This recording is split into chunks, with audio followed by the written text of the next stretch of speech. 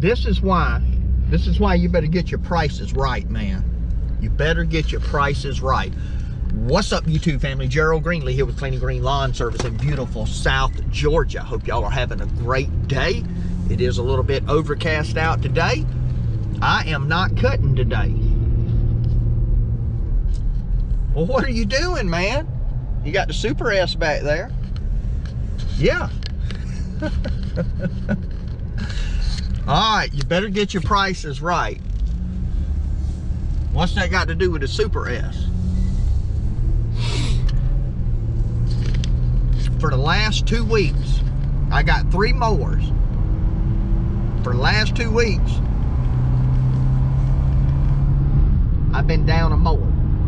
Right now, I'm about to take the X1. Well, the guys have got the X1. It wouldn't start this morning. They didn't have jumper cables with them. I thought it might be a dead battery. That mower is 2.5 years old. You know how batteries are. So I ran down there to where they were with the jumper cables. Couldn't get it to do anything. Checked the fuses. Now there's a lot of reasons. Took the panel off, made sure the switch connection was still good. But on one of those zero turns, man, there's a lot of things it can be. You got the switch, you got the fuses, you got the battery, you got the on Hustlers, you got the switches in the arms. If one of those mess up, it doesn't realize the parking brake's on. And I don't know what else it could be. Could be something else, man. Maybe a mouse chewed the wire into somewhere. Who knows, man? What I do know is the guys are out cutting and they only have 1 mower. So I told them to go ahead and finish. They were at the bank. I said, go finish the other bank and get that other property. It's going to take them longer because now you got 2 guys and, well, you got 3 guys and you got 1 mower. So they shouldn't be the trimming should be good on the properties. I'll say that. You know, but anyway, I'm gonna meet them up in town at the shop. We're gonna drop the X1 off. You said, well, can't you work on it? Yes, but I'm not going to. I want it fixed, right? I don't have time to mess with it. So I spend my time cutting grass and I let the dealer take care of that other stuff. So we're gonna drop the X1 off the dealership. I'm gonna get them the Super S, the Super S to go and finish out the day, which their day may almost be finished. We got 80% chance of rain. So anyway, if they're able to cut, then fine. If they're not, then you know it is what it is. We'll bring home, regroup for tomorrow. But so I got 1 backpack blower that's locked up. I need to drop it off. I got one that the rope on it is about to come apart. I need to drop it off. And I got a zero turn that I need to drop off. So here's the deal. I got 4 backpack blowers and I'm having trouble with another one. I got 4 backpack blowers and I got one of them that I don't have any trouble with. That's part of business. And I've said this over and over in videos. You got the maintenance on them. You know, you go buy oil. Last time I bought a case of oil and filters, you know, it was $100 and something. And it don't take long to use that stuff up, not running 3 mowers. So, you know, and then you taking them back to the dealer. You know, the X1, I bought $100 worth of parts, bearings and shims and covers and all that. Well, it wasn't quite $100. It was $120 for some 2-stroke oil, edger blades, and the bearings the other day. You know, so the X1 was down last week. Now it's down again this week. You know, if it needs a battery, you know, I don't even know what a battery costs for one, or whatever else might be wrong with it, a switch, you know, all of that kind of stuff. It costs to maintain equipment. If you follow Josh at Josh's Lawn and Landscape, if you don't, you need to go over and check him out. He does a lot of his own work on his John Deeres, but he's always buying parts, man. He just ordered a clutch. Clutch went out. You know, I don't know what his clutch cost, but I don't think he said it But there's always something, you know, and you just got to deal with that. Now, that's one of the reasons why, as I've said before, there's very few times, unless we send out 2 crews, that we actually need 3 zero turns. But we got to have 2. If we don't have 2, man, it'd be a rough week for us, you know, because we only cut about 3 days a week now, and that's the availability of help I have. If I had help every day, you know, they could go out with, you know, 2 guys could go out with 1 lawnmower, and they could work Monday through Friday, and we could cut everything with 1. But the amount of grass that we cut in 3 days cannot be cut with 1 60-inch zero turn. Just can't do it.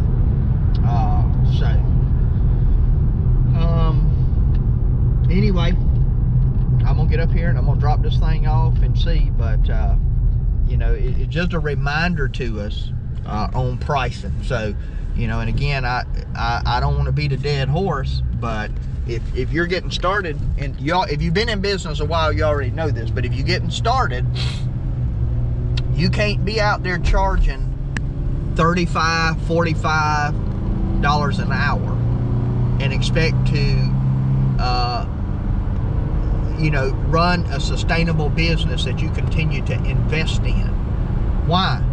Because that equipment, especially with fuel prices the way they are now, your equipment, when you think about your truck, your trailer, your mower, all of that stuff you have to do maintenance on. You know, your trucks, you got to get oil changes, you got to pay insurance. You know, you're either going to wear out the truck brakes or the trailer brakes. I mean, the trailer tires, I just bought some trailer tires, $400 for 1 trailer. I mean, there's a lot of cost associated.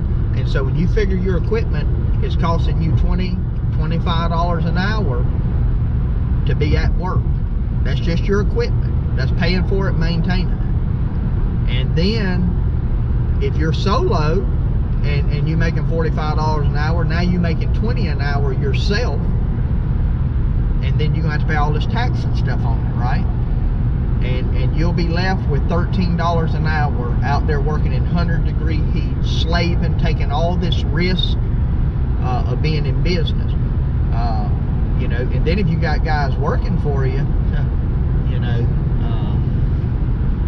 and you paying them a decent salary or hourly wage, you're not at $40 an hour, $45 an hour, company's not making any money. Any money. Now it might look like it until stuff starts breaking too. You got to have those trailer tires, you got to have those zero turn tires, you got a hydro goes out, you know, $1,200–1,300. You have to replace an engine. You know, one of those engines on these mowers probably anywhere from $2,500 to, you know, $3,200, and get it installed. I mean, there's you know, these aren't super expensive machines, but when you start spending on big ticket items from a clutch of, say, you know, the clutch probably $300 to $500, when you go from that up to $3 grand on the engine, and you have 2 of those things go out, you know, an engine and let's say a clutch, or an engine and a hydro in a season, you know, that can set you back $5 grand. $5 grand. So you gotta be charging, you know, a good price, and setting money aside for those sorts of things. So anyway, I'm not gonna have any footage for you today. It's all truck talk. You probably already figured that out. But you know, just sharing that might help somebody, might not. I am planning to do a review on the X1 because I got over 800 hours on it now. I want to do a review on it after that amount of time, tell you what I think about it. The X1 has changed. The newer ones are a little bit different, so it's not apples to apples if you would go out and buy one today.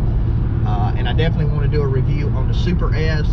We're closing in on 200 hours on it, just kind of tell you what I think about it. And you know, because somebody might be thinking about buying one of those, you know, and so I can tell you what I think about it, and then you can go from there. Anyway, let me get off this thing, and I'll check back with y'all in a little bit. Look at there, boy. There's the posse ahead of me. right there, man. Right there. Look what's on the back. Huh? Y'all don't recognize that. That's the X1. So,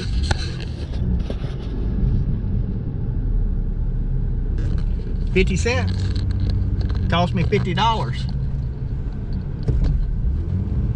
50 cents cost me $50, man. So the deal was, when I went this morning to look at it, I didn't have any fuses with me, but it was a fuse.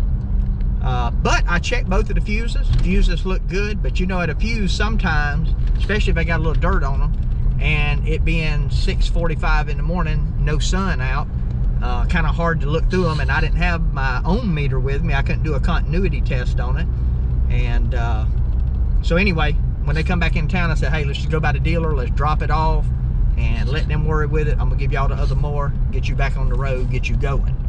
And dealer come out, and he had his little, he pulled the fuses out, looked at them, said, yeah, fuses look good. And but then he noticed the solenoid wasn't clicking, so he checked the battery. Battery's got 12 point something volts, everything's like it's supposed to be. When you turn the key on, one side of that fuse didn't light up. He said, man, must be the fuse. Went in, got a fuse, 50-cent fuse, put it in, turned it, you could hear the solenoid click, fired right up. So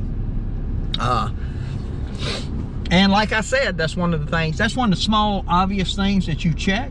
But you know what I need to do is stop by a parts store and get me some give me some fuses, you know, and that way I'll have them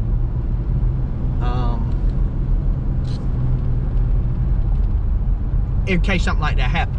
Now, I had in the truck, and I probably could have tried this, that's a 30 amp fuse on the ignition. I had some 10s in the truck, and I did think about swapping them, but I didn't. Had I done that, I'd probably at least figured out that's what it was. But, you know, that's neither here nor there. So the cost of it is this. Now, my dealer, he probably won't even charge me nothing for that. But if he does, I'll pay him, because, you know, right is right. If a person's got a minimum and say, hey, you know, if I look at it as this much, that's only fair. I mean, I would not even get mad with somebody about that. That's how they make a living, you know. Same thing with me. You know, if I show up and I'm done in 30 minutes and I charge you $100, ain't no need to get mad with me. You know, my price is my price. So,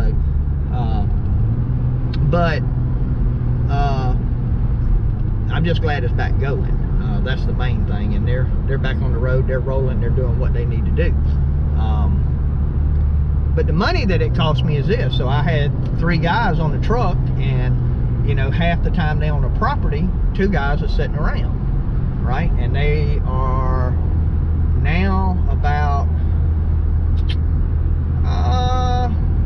they're probably about 45 minutes behind schedule, which isn't too bad. You know, they would have normally left, well, actually probably a little more than that. They're probably almost an hour behind schedule now. So, you know, that's going to end up adding an extra hour to the day, times 3 people, you know, and of course, that's going to obviously cost me some money. But that, again, is the cost of doing business. And if you don't have figured into your pricing, if you don't have some profit buffer, you know, I mean, if you don't have some profit buffer and you have situations like this happen, you can always run into that. You're always going to be against a financial wall. You'll always be in a situation where, you know, you're robbing Peter to pay Paul, and you're trying to pay Peter back, but before you get Peter paid back, something else happens, you know. And so that's why it's important to make sure that the company is profiting. If you're not making profit on the majority of your properties, then when you have breakdowns, when you have unexpected costs, when that truck that pulls the trailer, when the engine blows up in it and you got to spend $5 grand to have a new engine put in, or whatever it be, I don't know, transmission goes out, $3 grand for a new transmission. If you don't have that money sitting in the bank because you've been profitable, you're gonna be in a bad situation, you know. And if something happens to that truck, I got to get it fixed, and I got to get it fixed as soon as I can. I can't, you know, I can't take it to the guy down the road that's going to do the work for me for, you know, $500 plus parts, and you know, he's going to work on it 2 afternoons a week, and he's going to have it for a month. I can't do that because I'm going to lose revenue. Now I can jiggle some things around and, you know, pay Elro to haul a trailer or do something like that, but again, that's not business. That's not good business practices. So to do that as a way of life. So you got to go somewhere. You ain't got time to do a whole lot of shopping around. You're going to call a couple of mechanics you know. One is who can get you in, who can get the parts, how quick can they get it done. Those are the main things you're going to be looking at. For me, on something like that, price is going to be 4th or 5th. You know, who can get me back on the road. And in order to do that, you've got to be making money and putting money back. So anyway, I could harp on that all day long, but yeah. That fuse, I said $50, it's more than that. That fuse is going to end up costing me, you know, well, if the guy's lost an hour, you know, overall, between not getting the properties cut as quick and having to go by the dealer and getting that took care of, plus I've had to go home, get a mower, bring it back to them, you're looking at 4 man hours. $60 an hour, that's $240 that a 50-cent fuse cost me. So there you go, there's the math for it. So anyway, that's the way things work, man. It's part of business. Hey, hope this helped you in some kind of way. If nothing else, got you thinking about your pricing and thinking about the future and thinking about a sustainable business. Appreciate you watching. If you enjoyed the video and you aren't already, subscribe, click like button, drop me a comment. Love to hear from you. My prayer for you is always the same, and the Lord might richly bless you, and that you might see all of your blessings